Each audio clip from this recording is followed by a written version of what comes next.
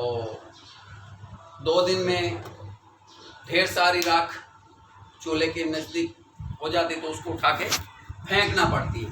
और जब हम खाद के ढेर पे जहाँ पर भी ढेर लगाते वहाँ ढेर सारी भभूति इकट्ठी हो जाती, मतलब वो चूल्हे की राख हो जाती है।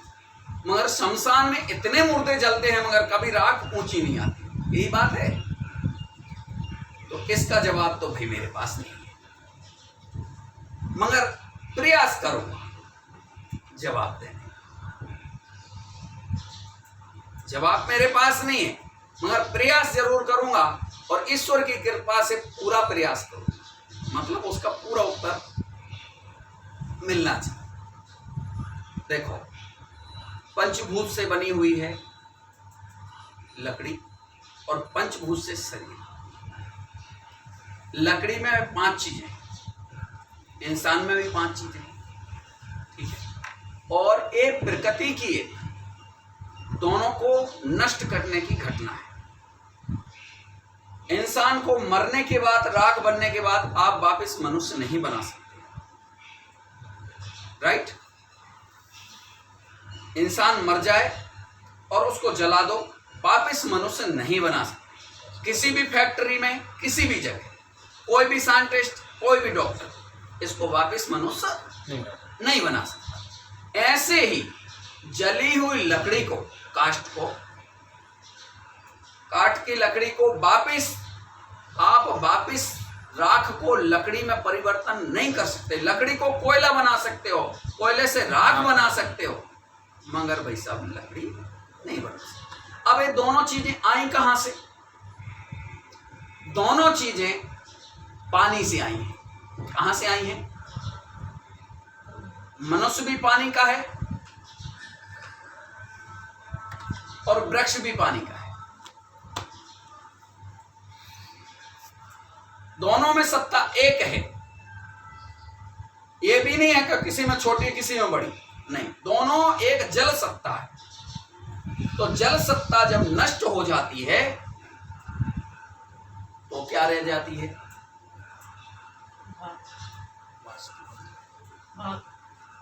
भाप। तो जल सत्ता और भाप एक ही है, वो तो नष्ट हो गई अग्नि में जल के। एक तेज शक्ति में अग्नि सत्ता से वो नष्ट हो चुकी है। अब जो चीज नष्ट हो गई वो दोबारा वापस प्रकट नहीं हो सकती। और देखना, जहां राख पड़ी होगी उस पर बड़ी मुश्किल से कोई चीज उगती है, उस पर घास भी नहीं उगेगी। अगर हाँ, मेरा मुहावरा है और मैं बोलता हूं कि उसकी तो दूबड़ी उग गई होगी भाई, तो दूबड़ी कभी भी राख पे, जो शमशान मुर्दा जलता है उस पे कभी राख नहीं, दूबड़ी नहीं उगती। उसके बाजू से दूबड़ी उग के उस राख पे चढ़ती है और फिर वो उसमें खाद का पोषण लेती है, क्योंकि लकड़ी में खारापन होता है, हड्डियों में खारापन होता है जिसको कैल्शियम तत्व कहते हैं। तो उस पे, बाकी उस पे कोई घास नहीं। आप देखना, जितनी जगह में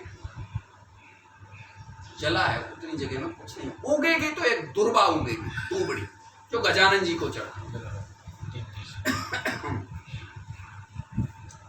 इसलिए मैं तो एक ही बात जानता हूं कि ये जब ईश्वर तत्व में मिल जाता है, जल सत्ता सबसे बड़ी चीज,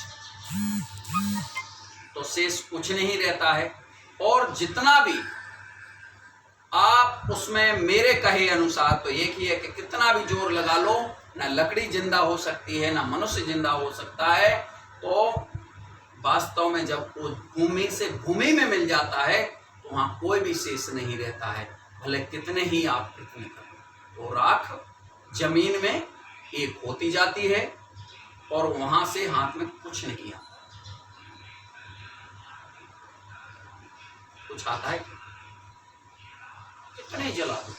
तो जमीन एक प्रकृति का नियम है, ये कोई रचना नहीं, कोई साइंटिफिक तरीका नहीं है, क्योंकि बंद कमरों में भी शमशान सिमट के वहां पर भी वो बनते हैं, क्या बोलते हैं, शमशान घर, उसमें भी लोग जलाते हैं।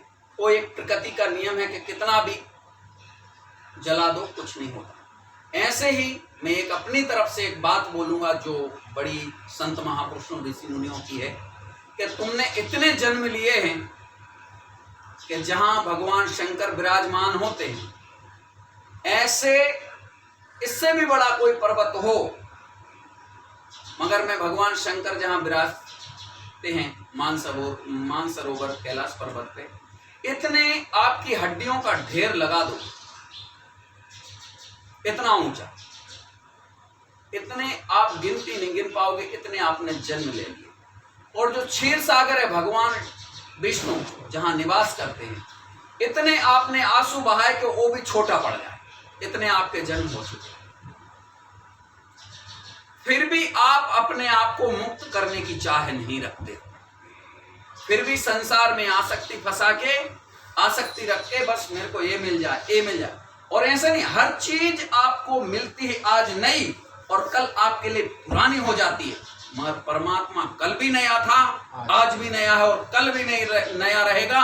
वो कभी किसी के लिए बूढ़ा जवान नहीं होता, मगर मनुष्य बूढ़ा भी होता है, जवान भी होता है, और कल्पनाएं भी बदलती रहती है, मगर परमात्मा कभी नहीं बदलता। ये ईश्वर है, ये ईश्वर है, हर चीज बदलेगी और मनुष्य नहीं, परमात्मा नहीं बदले, मनुष्य बदले। और कितने बार भगवान शिव का जो पर्वत है, छोटा मोटा नहीं, बड़े बड़े समझदार क्या कितने लोग चढ़ने के प्रयास करे, शमशान पहुंच गए मगर चढ़ नहीं पाए।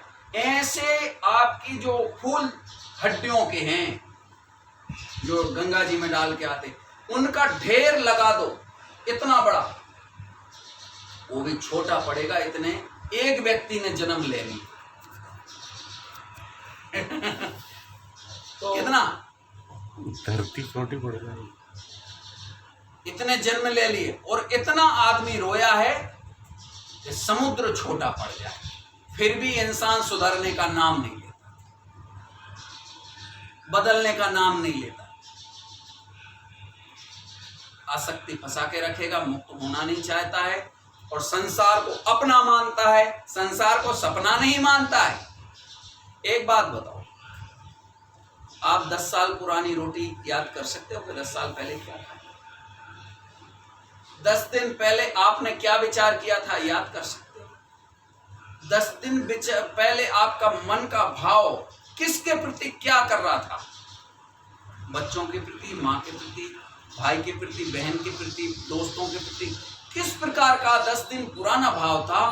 तो हजारों लाखों वर्ष पुराना भाव या जन्म याद कैसे करोगे?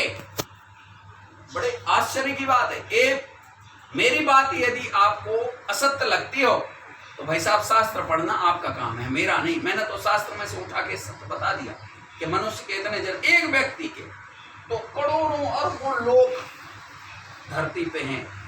तो भाई साहब ये काम है कि भस्म हो गए और कभी किसी को नजर ना आए। इसका सार अंश इतने जन्म ले लिए कि भस्मीभूत हो गए और कभी कोई इनको समझ नहीं पाए कि इतने लोगों को जलाते हैं और वो कहाँ जाती है? राख, वो ऐसी जाती है, कभी कोई नहीं समझ पाए। मगर चूल्हे की राख, उसमें मनुष्य नहीं होता, इसलिए उसका ढेर लगता है। ये वास्तविक सत्य है। मैं अभी